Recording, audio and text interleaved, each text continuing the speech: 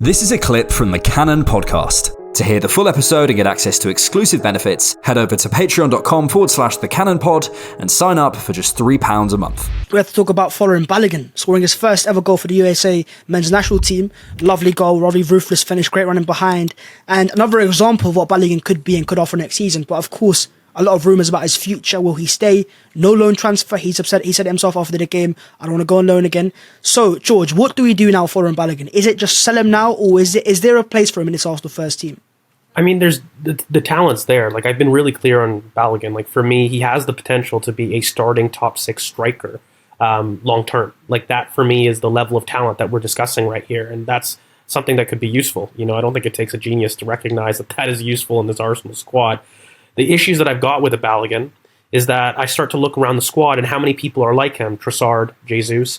And then when you start to kind of analyze, okay, will this boy accept being a rotation option on the bench himself? It doesn't seem like it. I mean, he's left England for the very fact that he wants to be the guy for the US national team, right? He is somebody that has just experienced one of his most successful individual adult campaigns, and he's going to want to proceed by moving forward. He will not take a back step after having started for not a large club, but still in a top 5 league. Guaranteeing that amount of output means that you have a certain expectation to where you would like to play. And I don't think that is equated to a bench rotation role, no matter what. So for Balogun's own development, he needs to play. He needs to play consistently, and he needs to be a starter. And then the question becomes then, well, do you rate Balogun enough to start now for Arsenal? And is he better than who is starting now for Arsenal, which is Jesus? For me, no. Is it possible that his ceiling could offer himself as such? Potentially. And they are slightly different players, right? Like, Balogun, for me, will always be a more clinical finisher than Jesus. Balogun will be somebody that is a fluid player that's able to be a +1 that can drop into midfield. He's a little bit more different in Jesus, where Jesus thrives in kind of these wide combination areas where he will drift wide and he can offer himself as a winger. Balogun himself will drop deep, but he can pin areas or markers rather, and he can roll people a little bit more. He's a little bit more physical than Jesus in how he links play.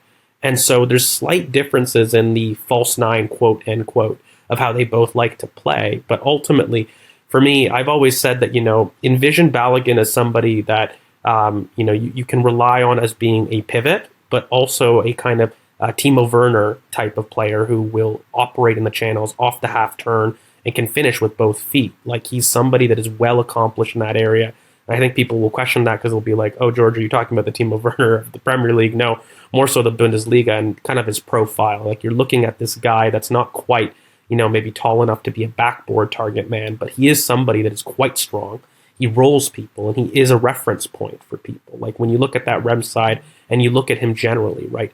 He is somebody that is going to want to demand the ball. He will roll you, and then he will explode into the space, and he can finish with aplomb, both feet, bottom corner. He's just a variety, clinical finisher. And judging by his interviews, by the way, like, we get a little bit of coverage here in the States and, and in Canada where I'm based, he himself is putting it out there. He is not going to go and sit on the bench, guys. Like, that is not an option for him. And so that's when the questions become, okay, what do you do with an asset that is at this point in time? And if he's not going to displace your number one striker, then you're at a point of why not sell, reinvest the value. But that doesn't mean that, you can then also believe that Balogun is a bad player. Like, for me, I'm okay letting go a top 6 potential striker. Why? Because I feel that we need the money now. We're going to be addressing it in an area of far greater need.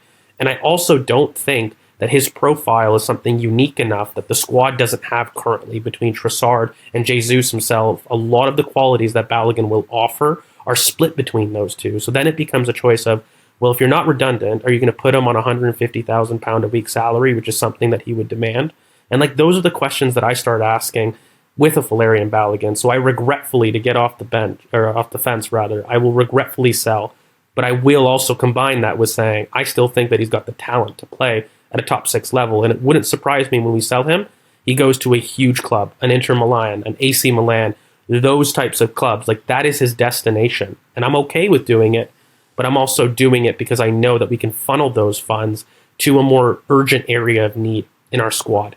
And one thing that is worth considering, guys, because he is from the academy, financially, he comes off as pure profit on the books. And I know that's not something that, many people want to say, but when you're talking about a Declan Rice potentially, with a huge upfront payment, when you're financially accounting for these things and you have a Valérien Balogun and Eddie Nketiah, these hail-end graduates that offer you pure profit, they represent gold mines in an accounting sense, because you can just display those things on the books as pure profit, as opposed to maybe somebody that you might have to sell or buy that's a foreign player. So that's one of the benefits. And, I'm regretfully selling, but this boy is so talented. And by the way, we are letting go somebody that I have the belief that is going to be a superbly clinical striker for a major team in the future.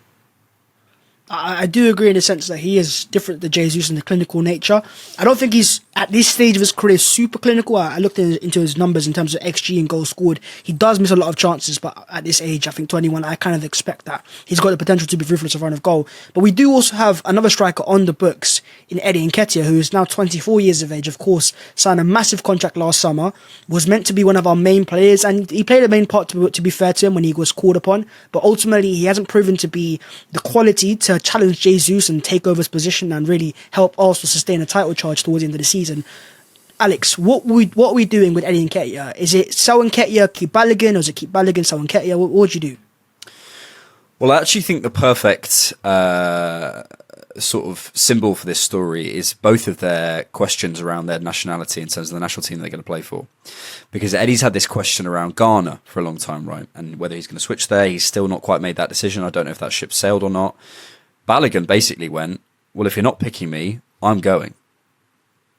And that tells you that there is a slight difference in their mentality, I think. I think Eddie is and no one is, wrong or right. It's just, the way they're built. And I think a Balogun is not going to come in and sit on the bench in the way that Nketiah's done for the last couple of seasons. I just don't see that happening. I think, he is saying, look, I want to go and be the archetypal lead number 9 for the United States of America. Like, that is what I want to go and do. And I'm not going to sit on the bench. I've told you that.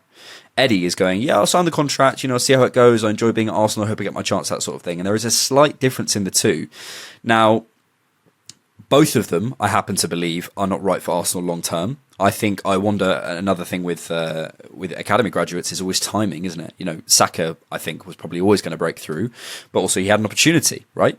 I think Smith Rowe is actually probably someone who's a bit more of a what's opposite of victim, a benefactor of timing, because we needed something creative in the central areas on Boxing Day in 2020 when he came through. That was, and it's not to say that Smith Rowe wouldn't have the level otherwise. It's just you need both the talent and the opportunities to show that, and he got that.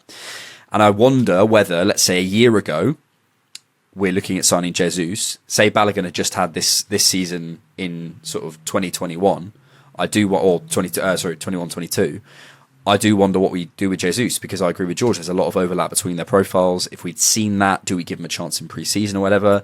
But I think as it is, with a Jesus and a Trossard having come in the last 12 months, I think Balogun goes for sure. And I really want to see us get hopefully a record fee for him, because I think, I've spent a lot of time defending Edu, saying we're not selling from a position of strength. We're always sort of selling. And who are we selling to? You can't, well, why don't you just get Sevilla to pay £50 million? Their record spend is like, 20 million or so. You can't do that. Like, you have to sell him within the league. But I think with a Balogun, someone who has ultimately gone out to a top 5 league, has so much growth potential. When you're looking at the Milan clubs, who both, I think Dzeko's gone now and Giroud's like 47. You've got to start looking at certain places and being like, look, there is a sale opportunity there. So I think Balogun will go. And then Nketiah, I'll come back to what I said at the beginning. I just don't think he's got the minerals mentally, and it's a bit soft factory, but I don't think Nketiah has that kind of I am the guy kind of mentality. If he did, I might be keen to go, okay, there might be something else there. But then I also combine that with looking at his profile, and I think there's not enough difference really for me off the bench between him and Jesus. They are different, but there's too much overlap to sort of keep him around as another option. And then I think, he could fetch a decent profit too. I've always been of the opinion that long term we are going to try and get that Kane, Haaland, Osimhen type profile. But those profiles don't come around very often. They just don't. They in fact, those three are probably the three guys who are, you go out and break the bank for, you go out and say, he is my number 9, and you change the system to fit around them. I don't know where that person comes from. They may develop in the next 12 months. We may see, who knows, maybe Haaland falls out with Pep and we're the benefactors. But, those profiles don't come around very often. Evan Ferguson's, your Benjamin Sesko's, these prospects that are coming through, Very possibly. And I'm keeping an eye on them, but right now I'm going, do they come in and score 30 league goals next season? It's not a guarantee. Whereas an Osman, you go, there's no such thing as a guarantee in football, but come on. Different quality between the two. There's a different level. So I think we're still waiting for that. Nketiah isn't that. The question then for the club is, do you wait around and, wait for another year with Jesus and Nketiah and, save your money? Possibly. Or do you go out and get a very different option? Do we feel with Havertz, we have a physically tall profile? I worry about him under contact. I still don't see him as someone who's going to move defenders. I still think we need that. So for me, it's always been something in the forward areas in the last 12, 18 months that I've thought I want something different there. And I would move on. The question then is about timing. And I wonder if this summer is the right summer to do that. And I don't know if it is. And I don't know if there's the right market opportunity. Thanks for checking out the Cannon Podcast. To get full episodes and access to exclusive benefits, head over to patreon.com/thecannonpod and sign up for just £3 a month.